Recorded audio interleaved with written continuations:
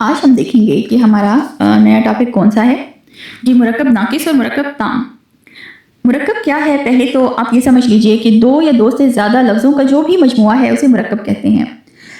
मुरक्कब की दो बड़ी किस्में हैं, मुरक्कब नाकिस, मुरक्कब ताम। मुरक्कब नाकिस क्या है? दो या दो से ज़्यादा लफ्ज़ों का ऐसा मजमुआ जो पूरा मफहूम अदा ना कर सके और सुनने वाले को उसका पूरा मतलब समझ में ना आए, हम कहते हैं कि मुरक्कब नाकिस है। जैसा कि हम कहते हैं मेरा भाई, कुर्सी पर, चार आम, कीमती घड़ी, मजबूत दीवार। अब ये मुरक्कब तो है, यानी अल्फाज का मजमुआ तो है, लेकिन कोई बात समझ में नहीं आ रही है।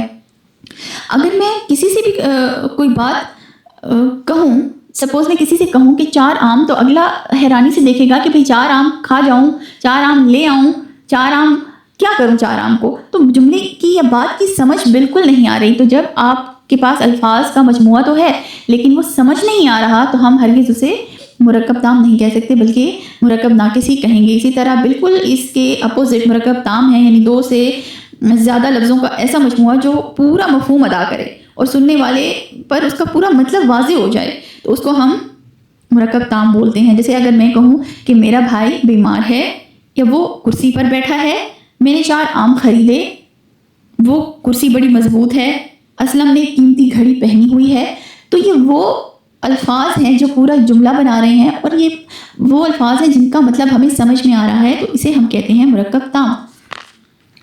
अब मुरक्कब नाकिस की मज़ीद आगे कुछ अक़साम हैं जो हम नेक्स्ट वीडियो में इंशाल्लाह डिस्कस करेंगे।